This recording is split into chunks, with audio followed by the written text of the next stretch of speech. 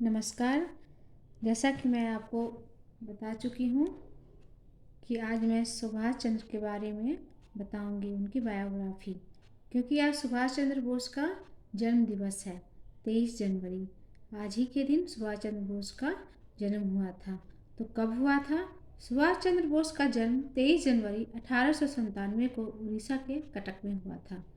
आज के दिन ही सुभाष चंद्र बोस का जन्म हुआ था। आप लोग बिल्कुल बच्चों याद रखिएगा। और आज देखिए, आज 23 जनवरी भी है, तो मैंने सोचा कि चलो मैं इस पे एक छोटा सा टॉपिक और उनकी बायोग्राफी बनाती हूँ, उनके बारे में कुछ बताती हूँ, जिसके कारण बच्चे को होता है ना कि जब जिस दिन जो दिवस होता है उस दिन आदमी सोचता है उसके बारे में जानने का उत्सुकता रहता है। तो आज तो बस है ही उनका जन्मदिन, तो आज हम शुरू करते हैं उनके बारे में। ठीक है बच्चों, आप लोग कंसंट्रेट होकर के बैठिए और सुनिए। ठीक है, आप लोग को बहुत सारी बातें समझ में आ जाएंगी। ठीक है, अब मैं शुरू करती हूँ। ठीक है ना बच्चों? सुभाष चंद्र बोस का जन्म 23 जनवरी 1897 को उड़ीसा के कटक में हुआ था। उनके पिता का नाम जानकी नाथ बोस था और माता का नाम प्रभावती था। सुभाष चंद्र बोस के पापा माने पिताजी वकील थे। ठीक है, सुभाष चंद्र बोस ने अपनी शुरुआती शिक्षा कटक के रिवरसैप कॉलेजिएट स्कूल से पूरी की। ठीक है, अब आगे की पढ़ाई के लिए 1913 में कलकत्ता के प्रेसिडेंसी कॉलेज में दाखिला लिया। कहाँ पे दाखिला लिया? कलकत्ता के प्रेसिडेंसी कॉलेज में दाखिला लिया। उसके बाद यहाँ से 1915 में इंटरमीडिएट की परीक्षा में प्रथम श्रेणी में पास किया। ठीक है, यहाँ तक क्लियर हो गया बच्चों आप लोग को? आप लोग आराम से बस सुनिए और समझने का कोशिश करिए। इसमें ज़्यादा कुछ दिमाग लगाने की ज़रूरत नहीं है। मैं जैसे जैसे बताऊंगी आप लोग शांतिपूर्वक सुने और समझें। बस आपको आधा से तो ज़्यादा बातें याद हो ही जाएंगी आज। ठीक है? ठीक है, मैं अब आगे पढ़ाती हूँ। उनके पिता चाहते थे कि वे भारतीय प्रशासनिक सेवा में जाएं।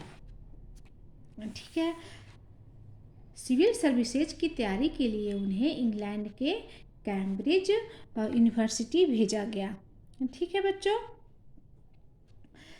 एक किसी बड़ी उपलब्धि से कम नहीं था कि अंग्रेजों के शासन में जब भारतीयों के लिए किसी परीक्षा में पास होना तक मुश्किल होता था, तब नेताजी ने भारतीय प्रशासनिक सेवा की परीक्षा में चौथा स्थान प्राप्त किया। जैसे अभी हम लोग का यहाँ होता है ना यूपीएससी, और जैसे मतलब कि इंडियन एडमिनिस्ट्रेटिव की जो एग्ज़ाम होती हैं, आईएएस रैंक की जो एग्ज़ाम होती हैं, उस समय भी ये एग्ज़ाम होती थी। लेकिन अंग्रेज़ जो थे सो अपने बच्चों को अच्छे स्कूल में पढ़ाकर और फिर विदेश भेजते थे ताकि वहाँ ये महत्वपूर्ण और भारी एग्ज़ाम को पास किया जाए। तो वही इसमें लिखा गया है कि नेताजी ने भारतीय प्रशासनिक सेवा की परीक्षा में चौथा स्थान हासिल किया। सोचो सुभाष चंद्र बोस कितने इंटेलिजेंट रहे होंगे, है ना बच्चों?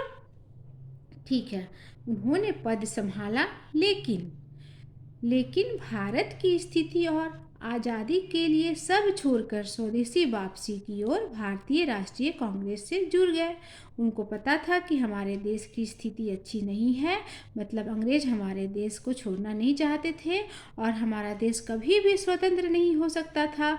तो इन सब चीज़ों को सोच के उन्होंने क्या प्रण लिया कि भारत की स्थिति और आज़ादी के लिए सब कुछ छोड़ दिया। अपनी नौकरी, इतनी अच्छी नौकरी उन्होंने छोड़ दिया, त्याग पत्र दे दिया और स्वदेशी वापसी की ओर भारतीय राष्ट्रीय कांग्रेस से जुड़ गए। नेताजी और महात्मा गांधी के विचार कभी नहीं मिले, लेकिन दोनों ही नेताओं की मंशा एक ही थी, भारत की आज़ादी। क्या चीज़? भारत की आज़ादी। महात्मा गांधी उदार दल के नेता थे और सुभाष चंद्र बोस क्रांतिकारी दल का नेतृत्व कर रहे थे। महात्मा गांधी जो थे उदारवादी थे और सुभाष चंद्र बोस क्रांतिकारी दल के नेतृत्व कर रहे थे। आपसे क्वेश्चन ये भी पूछा जाएगा कमेंट बॉक्स में, इसका आंसर आप लोग देना कि सुभाष चंद्र बोस किस दल का नेतृत्व कर रहे थे। तो क्रांतिकारी दल का नेतृत्व कर रहे थे और महात्मा गांधी उदारवादी, इसीलिए दोनों के मानसिकता में काफ़ी अंतर था, लेकिन चाहते तो दोनों थे कि ये देश आज़ाद हो। ठीक है बच्चों। नेताजी ने अपनी सेक्रेटरी एमिली से शादी की जो ऑस्ट्रेलियन मूल की थी। उनकी बेटी का नाम अनीता है जो जर्मनी में अपने परिवार के साथ रहती हैं। ठीक है। साल 1938 में नेताजी को राष्ट्रीय कांग्रेस पार्टी का अध्यक्ष भी निर्वाचित किया गया। अब आपसे क्वेश्चन पूछा जाएगा कि नेताजी को राष्ट्रीय कांग्रेस पार्टी का अध्यक्ष कब चुना गया था, कब निर्वाचित हुए थे? तो 1938 में उन्होंने राष्ट्रीय योजना आयोग का गठन भी किया था। ठीक है। एक साल बाद 1939 के कांग्रेस अधिवेशन में गांधी जी के समर्थन में खड़े पट्टाभी सीतारमैया को नेताजी ने हरा दिया। इसके बाद नेताजी और महात्मा गांधी के बीच अनबन बढ़ गई, तो नेताजी ने खुद को कांग्रेस पार्टी छोड़ दी। उन दोनों द्वारा विश्व युद्ध, उस समय विश्व युद्ध हो रहा था। नेताजी ने अंग्रेजों के खिलाफ अपनी मुहिम तेज कर दी, जिसके कारण उन्हें घर पर ही नज़रबंद कर दिया गया। लेकिन नेताजी किसी तरह जर्मनी भाग गए। यहाँ से उन्होंने विश्व युद्ध को काफ़ी करीब से देखा। कहाँ पे विश्व युद्ध को काफ़ी करीब से देखा? जर्मनी। अगर वो भारत में रहते ना तो अंग्रेज उन्हें जेल में रख देते, इसी कारण से वो जर्मनी चले गए। ठीक है। और वहाँ पे जा कर के उन्होंने आगे का अपना कार्यक्रम जो था वो क्या था वो हम लोग आगे पढ़ेंगे। उसके बाद क्या हुआ था? सबसे बड़ी बात हुई थी, आज़ाद हिंद फौज का गठन हुआ था। देश की आज़ादी के लिए सुभाष चंद्र बोस ने 21 अक्टूबर 1943 को आज़ाद हिंद फौज का गठन किया। तो सुभाष चंद्र बोस आज़ाद हिंद फौज का गठन कब किया था? तो आप लोग याद रखिएगा, रट लीजिएगा, 21 अक्टूबर 1943 को आज़ाद हिंद फौज का गठन किया। साथ ही उन्होंने आज़ाद हिंद बैंक की स्थापना भी की।